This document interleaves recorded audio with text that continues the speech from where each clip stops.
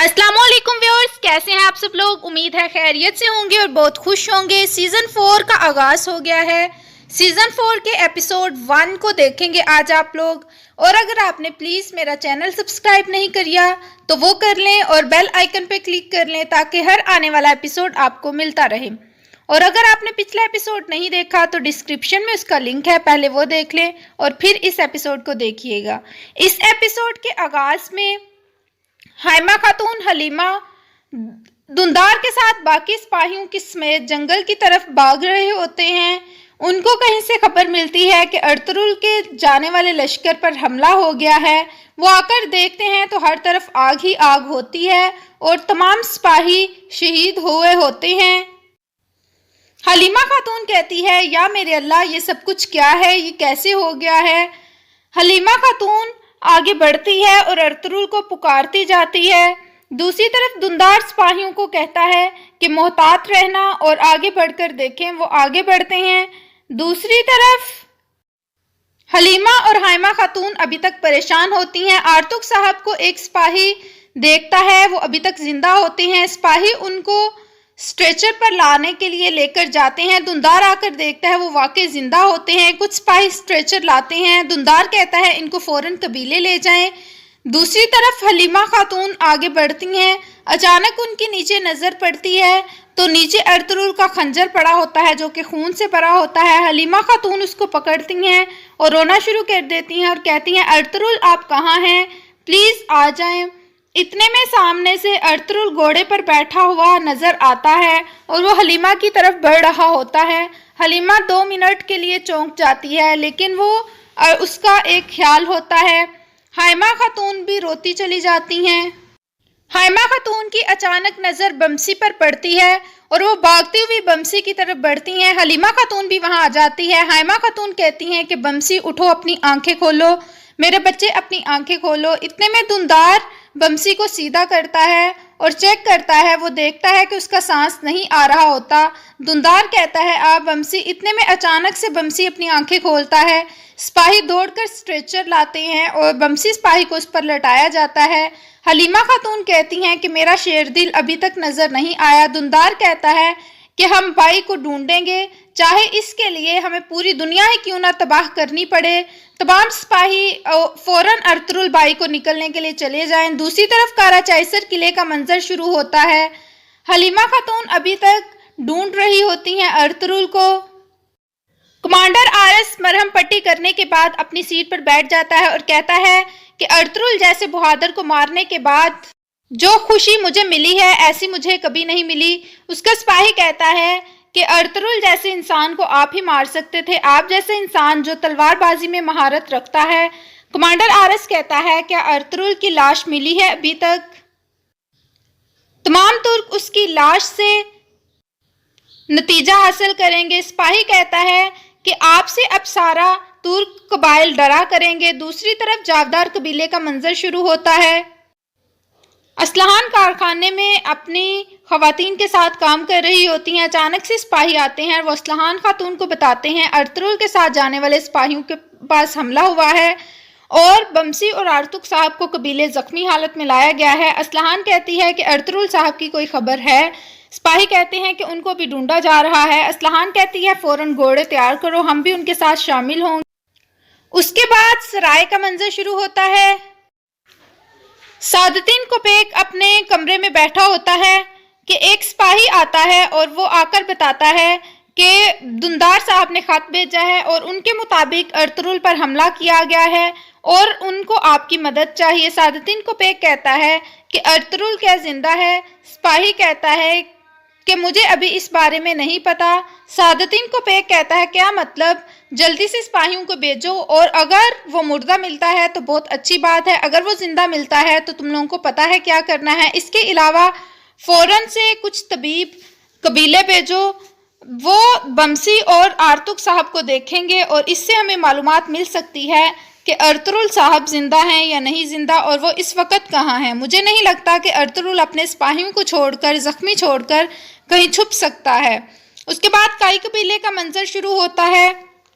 अचानक से ढोल बजता है। तमाम कबीले के लोग देखना शुरू होते हैं और قبیلے کے دروازے کی طرف بڑھتے ہیں جہاں پر آرتک صاحب اور بمسی کو لایا گیا ہوتا ہے۔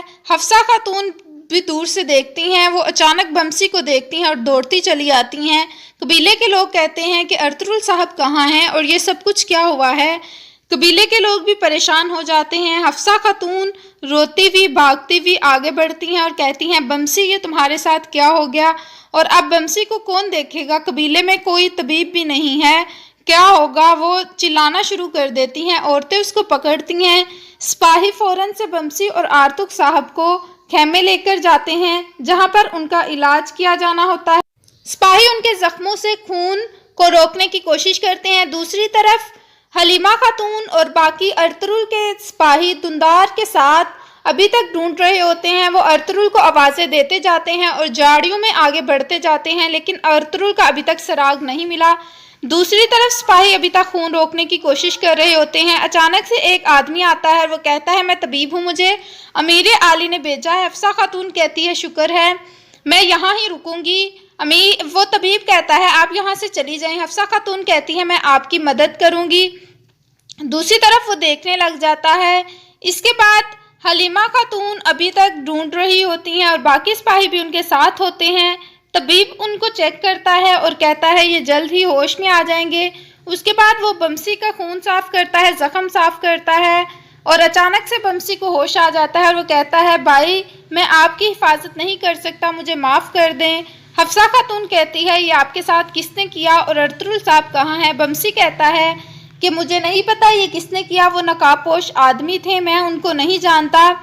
اور اس کے بعد بمسی کو یاد آنا شروع ہو جاتا ہے کہ انہوں نے کس طرح آرتک صاحب اور اسحاق کی جان لینے کی کوشش کی تھی۔ دوسری طرف اسے یاد آتا ہے کہ ارطغرل کو وہ تلواریں مار رہا ہوتا ہے لیکن وہ پھر بھی بچا نہیں پاتا۔ بمسی کہتا ہے کہ ارطغرل صاحب زخمی تھے، مجھے نہیں پتا کہ مجھے مارنے کے بعد ان کے ساتھ کیا ہوا، لیکن جو ارطغرل صاحب کو مار رہے تھے میں نے ایک زخم ایک تلوار اس کے سر پر ماری تھی اور ایک تلوار اس کی کمر پر ماری تھی۔ دوسری طرف اسے سب کچھ یاد آ رہا ہوتا ہے۔ دوسری طرف جنگل میں ایک طرف جاتے ہیں اور وہاں پر مزید سپاہی شہید ہوئے ہوتے ہیں۔ اس کے بعد کائی قبیلے کا منظر شروع ہوتا ہے۔ بمسی کہتا ہے کہ مجھے نہیں پتا کہ بھائی کہاں ہیں، میں نے بس ان کو تب ہی دیکھا تھا۔ اس کے بعد وہ دوبارہ بہوش ہو جاتا ہے۔ طبیب کہتا ہے ان کو کچھ آرام کرنے کی ضرورت ہے۔ حفصہ خاتون کہتی ہے کہ مجھے حلیمہ خاتون کو بتانا ہوگا جو ہمیں بمسی سے پتا چلا ہے۔ دوسری طرف ان سپاہیوں پر جھنڈا دیا جاتا ہے اور ان کو قبیلے کی طرف لے کر جایا جاتا ہے۔ حائمہ خاتون اور حلیمہ خاتون مایوس ہو کر بیٹھی ہوتی ہیں۔ اچانک سے اسلحان خاتون اپنے سپاہیوں کے ساتھ وہاں پہنچتی ہیں اور وہ جنازوں کو جاتا ہوا دیکھ کر آگے بڑھتی ہیں اور حلیمہ خاتون اور حائمہ خاتون کے گلے لگ کر پوچھتی ہیں کہ یہ کس نے کیا؟ حائمہ خاتون کہتی ہے ہمیں نہیں پتا یہ کس نے کیا۔ اسلحان کہتی ہے کہ آپ فکر نہ کریں، ہم سب مل کر ارطغرل صاحب کو ڈھونڈ لیں گے، میرے سپاہی اپنی ہر ممکن کوشش کریں گے۔ حلیمہ خاتون آپ کو صبر سے کام لینا ہوگا، انشاءاللہ ارطغرل صاحب مل جائیں گے۔ ابھی وہ یہ ساری باتیں کر رہے ہوتے ہیں کہ اچانک ان کے سامنے نظر پڑتی ہے سعادتین کوپ ایک اپنے سپاہیوں کے ساتھ آتا ہے اور وہ دندار اور حلیمہ حائمہ خاتون کو کہتا ہے کہ مجھے جب اس صفاقی کا پتہ چلا تو میں فوراً یہاں پر آ گیا۔ اسلحان خاتون اسے دیکھ رہی ہوتی ہیں۔ سعادتین کوپ ایک کہتا ہے کہ آپ فکر نہ کریں، میرے تمام سپاہی کوشش کریں گے اور ارطغرل صاحب کو ڈھونڈ لیں گے اور جس نے بھی یہ سب کچھ کیا ہے اور اس سب کو اس کا خمیازہ بھگتنا پڑے گا۔ میں بذات خود ان سے پوچھ گچھ کروں گا اور سب کچھ ٹھیک ہو جائے گا۔ میرے سپاہی یہاں پر تیار ہیں اور وہ ڈھونڈنے کے لیے ارطغرل صاحب کو تیار ہیں۔ اس کے بعد دندار سعادتین کوپ ایک چلا جاتا ہے۔ دندار ایک طرف جا کر وہ بھی مایوس ہو کر کھڑا ہو جاتا ہے اور کہتا ہے بھائی آپ کہاں ہیں؟ واپس آ جائیں، ہم آپ کے بغیر کچھ بھی نہیں ہیں۔ دوسری طرف اچانک ایک سپاہی ارطغرل کی زیرہ لے کر آتا ہے۔ حائمہ خاتون پکڑ کر رونا شروع کر دیتی ہیں اور کہتی ہیں کہ ارطغرل میری جان تم پر قربان، یہاں پر آ جاؤ، ہم تمہارے بغیر کچھ نہیں ہیں۔ اور وہ دوبارہ زرہ اپنے سینے کے ساتھ لگا کر رونا شروع کر دیتی ہیں۔ اس کے بعد کاراچائسر قلعے کا منظر شروع ہوتا ہے۔ آرس اپنے تمام کمانڈرز کو بلاتا ہے اور کہتا ہے کہ آج خوشی کا دن ہے، ہماری فتح ہوئی ہے اور یہاں پر اس قسط کا اختتام ہوتا ہے۔ ویڈیو پسند آئے تو لائک کریے گا، کمنٹ کر کے بتائیے گا کیسی لگی۔ فی امان اللہ۔